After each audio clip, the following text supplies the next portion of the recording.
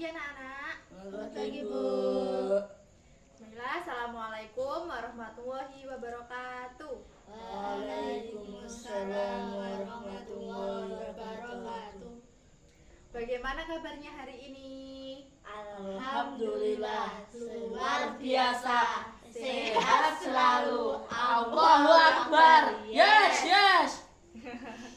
Nah, jadi pada pagi hari ini ada yang tahu nggak kita akan membahas tentang apa? Betul ngetos. Berarti semalam nggak belajar ya? Betul. Baiklah. Jadi hari ini kita akan belajar tentang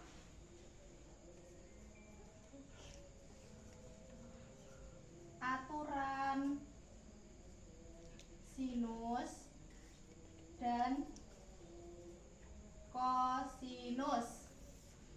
Nah, jadi hari ini materi yang akan kita bahas yaitu aturan sinus dan kosinus. Nah, sebelum masuk ke pembelajaran pada hari ini, Ibu mau ngetes kalian semua, apakah kalian fokus apa enggak.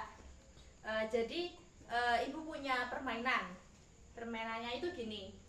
Jika Ibu itu berkata kata Pak Yanto pegang telinga, maka kalian harus pegang telinga. Nah, jadi kata kuncinya itu kata Pak Yanto. Kalau tidak ada kata-kata Pak Yanto, berarti tidak usah dilakukan. Oh. Gitu ya? Ya. Nah, ayo kita mulai ya.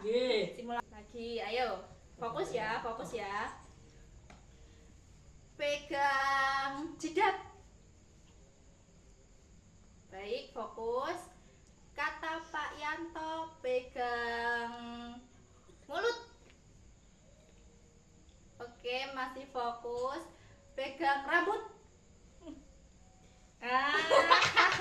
Gatel. Oke, cukup. Kita akan lanjut ke pembahasan tentang aturan sinus dan kosinus. Nah, pada materi sebelumnya kan sudah kita bahas tentang trigonometri. Nah, di sana itu ada tentang sin, kos, tan, kosek, sekan, dan tangan. Nah, jadi aturan sinus dan kosinus ini kita akan misal di aturan sinus.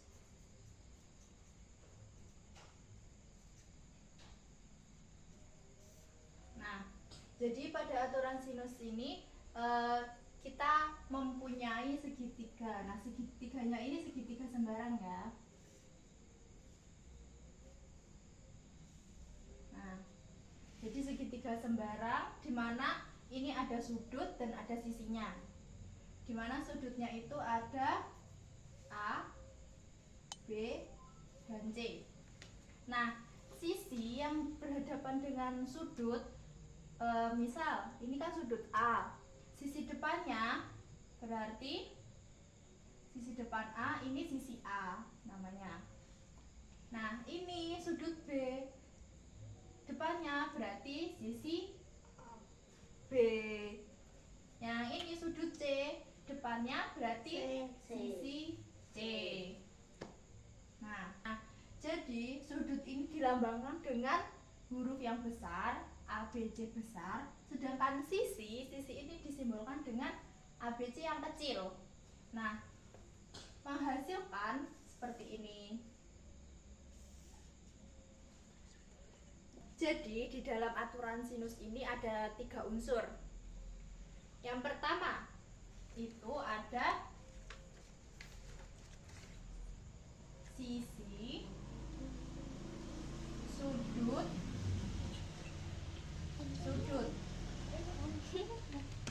Selanjutnya yaitu ada sisi, sudut. Nah, selanjutnya ada sudut, sisi, sudut.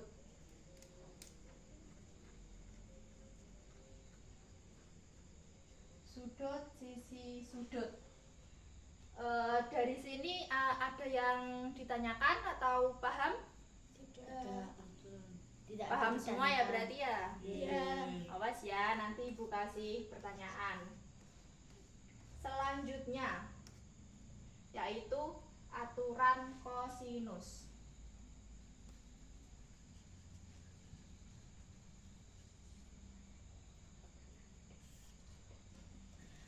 Jadi di aturan kosinus ini itu beda dengan aturan sinus. Yang mana di aturan sinus ini itu rumusnya A kuadrat. A kuadrat ini berarti sisinya ya, sisi dari segitiga ini. Ini A kuadrat sama dengan B kuadrat plus C kuadrat min 2BC cos A. Nah, untuk mencari yang B, ini B kuadrat sama dengan A kuadrat plus C kuadrat min 2 dikali ini A sama C.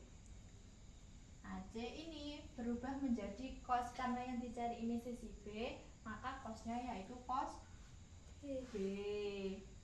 Terus sisi C kuadrat berarti A kuadrat plus B kuadrat min 2.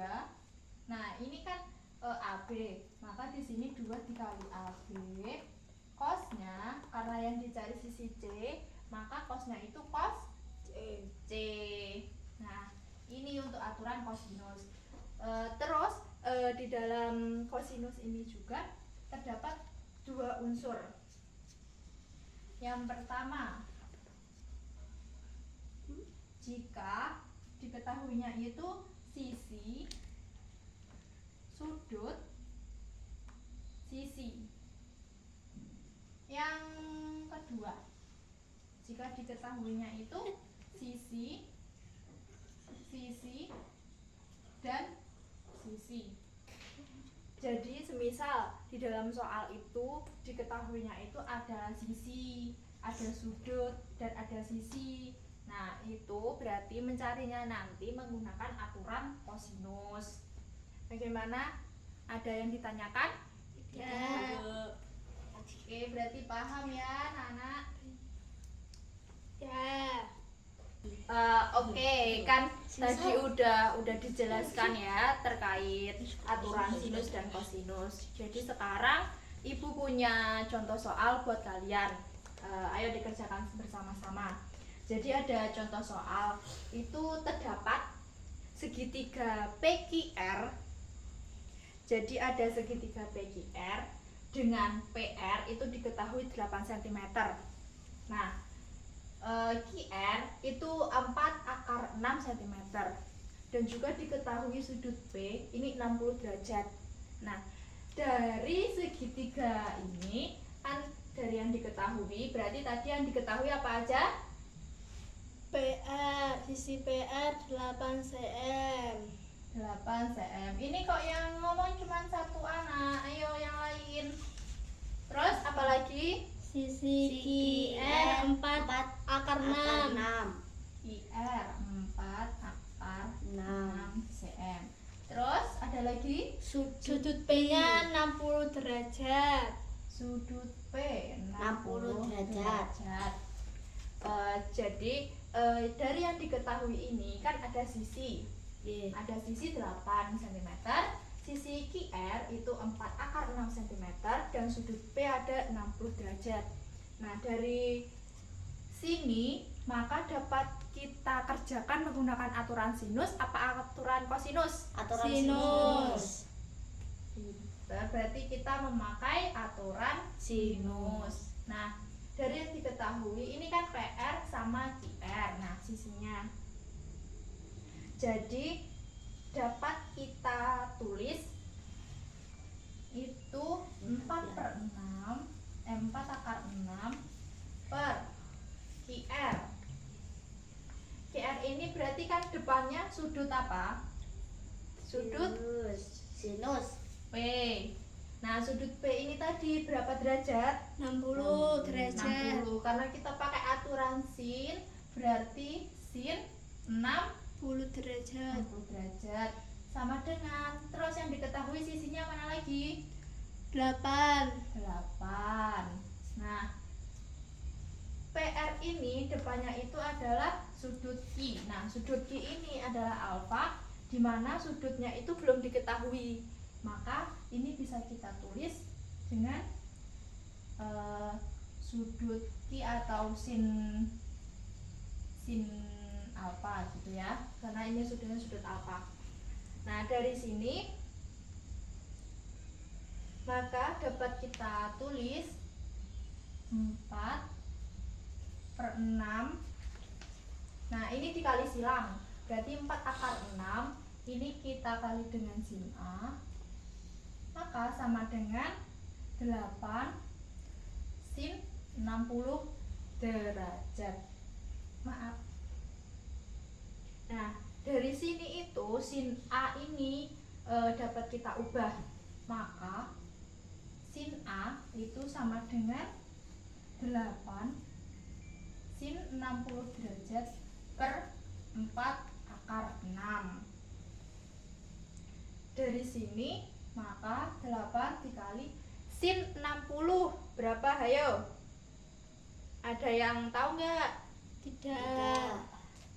Sin 60, masa kalian lupa? Sin 60 itu adalah setengah akar 3 per 4 akar 6. Nah, ini dapat kita sederhanakan menjadi, ini kan coret, berarti kan ini 4 ya.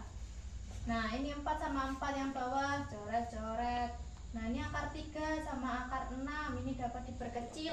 Hasilnya akar 1 per akar 2. Nah, akar 1 itu hasilnya Sama. 1. Akar 2 hasilnya tetap akar 2. Nah, ini kita dapat rasionalkan. Kita kali akar 2 ya. Nah, maka hasilnya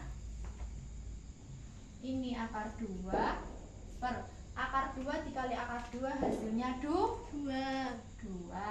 Maka ini sama dengan setengah akar 2. Nah, sudut berapa yang menghasilkan setengah akar 2? Ada yang tahu? Tidak. Ada yang tahu nggak? Tidak. Hasilnya yaitu sin alfanya 45 derajat. Nah, jadi hasil dari sudut ini itu hasilnya 45 derajat. Nah, jadi seperti ini cara mengerjakannya menggunakan aturan sinus. Paham? Paham. Ada yang ditanyakan? Tidak. Pinter. Oke. Mau contoh lagi nggak? Betul, Bun. Kita satu contoh soal lagi ya tentang aturan kosinus. Jadi ada suatu segitiga, di mana segitiganya itu, misal nih kita pakai titiknya sudutnya A, B, C. Nah, diketahuinya itu AC itu 3 cm. Terus sudut A ini 60 derajat. Sisi AB-nya ini diketahui itu 6 cm. Nah, dari soal ini kan diketahuinya itu ada sisi, terus ada sisi lagi, ada sudut. Nah, dari sini berarti kita itu bisa memakai aturan apa? Sinus apa kosinus? Kosinus. Ya, kita bisa memakai aturan kosinus. Nah, dari sini itu yang dicari itu adalah sisi BC. Ditanya yaitu BC-nya berapa? Ayo. Nah, ayo kita kerjakan. Caranya itu sama seperti yang atas, cuman rumusnya itu sesuai yang udah dipelajari tadi. Ada yang bisa? Ada saya. Ayo Mbak Rahma silahkan maju. Bisa dikerjakan ini. Yang lain tolong diperhatikan ya. Ya.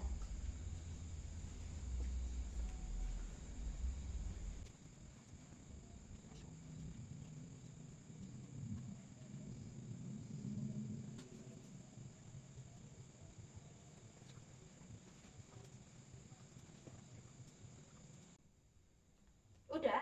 Ya. Oke, terima kasih.